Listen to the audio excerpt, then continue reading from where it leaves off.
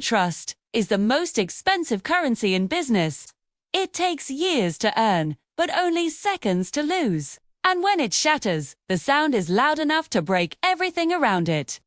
3 years ago, I co-founded a company with a man named Robert. We met at a startup conference, two ambitious dreamers with matching visions. We both wanted to build something real, something meaningful, something bigger than ourselves. We worked late nights in tiny co-working spaces, surviving on instant noodles, caffeine, and blind faith.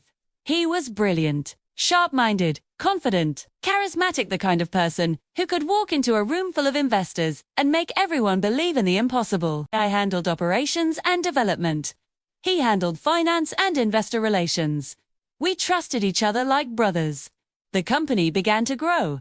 Small clients turned into bigger ones. One investor became 3, then 10. Revenue increased. Our name started appearing in industry blogs. We hired our first employees, moved into an office, and built a brand people respected. For the first time in my life, I felt like everything was finally happening the way it was supposed to. Then, as we prepared for a major expansion, we secured a large investment, $2.4 million. Money that could take us to the next level. Money that represented the future we had fought for. The funds were transferred into the company account, the one only Robert and I had access to. 2 days later, he said he needed to travel to meet a strategic partner for negotiations. It sounded normal. He traveled often. I didn't question it. He packed one small suitcase, shook my hand, and said, "When I come back, everything will change for us." He wasn't lying. Everything did change, just not the way I expected. The morning of his flight, I checked the company account to prepare reports. The balance was $137.92. I refreshed the screen, convinced it was a glitch. Still, $137.92. More than $2.4 million had vanished. I called him voicemail. I emailed, no response. I checked the flight, he never boarded. I contacted the investors. He had told them we mutually agreed to dissolve the company. He had forged documents, signatures, contracts. Within 24 hours, he disappeared. The office collapsed into chaos. Employees cried. Investors threatened lawsuits. My entire reputation, everything I had worked for, was destroyed in a single day. I spent months dealing with lawyers, government investigations, and interrogations where they treated me like a criminal instead of a victim. Reporters published articles calling us frauds. Friends stopped answering my calls. People would whisper whenever I walked into a room. I lost everything: money, credibility, respect, and the life I thought I was building. I didn't leave my apartment for weeks. One night, I sat alone in the dark, surrounded by unpaid bills, and a silence heavy enough to swallow me whole.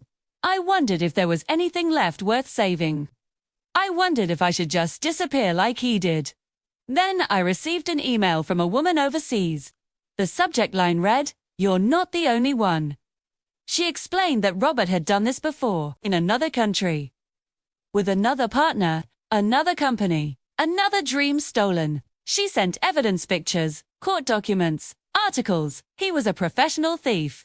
Not just of money, but of futures. There were 7 other victims. People who once believed in him just as much as I did. We formed a group. We shared our stories. We contacted authorities together, repushed the case, until one day, the message came. He had been arrested. They found him living under a false identity in a coastal town, hiding inside a luxury home, bought with the money he stole, including ours. People expected me to feel triumphant, to celebrate a victory, to feel justice. But when I read the arrest report, all I felt was exhaustion. Because prison doesn't return what is lost. It doesn't rebuild destroyed reputations. It doesn't erase years of hard work or nights spent wondering why you weren't enough. What it did give me was closure, quiet, incomplete, but real. Now, I'm rebuilding from zero again. No investments, no partners.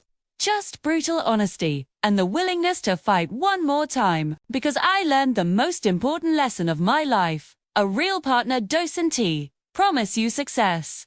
A real partner stands beside you when things fall apart. And the people who run when the fire starts They were never on your team in the first place. If you're going through a tough time, remember you are not alone. There is always a way forward, and there are people who can help. My story is about loss, but it's also about survival. Thank you for listening. If this resonated with you, please consider subscribing for more stories about resilience and rebuilding.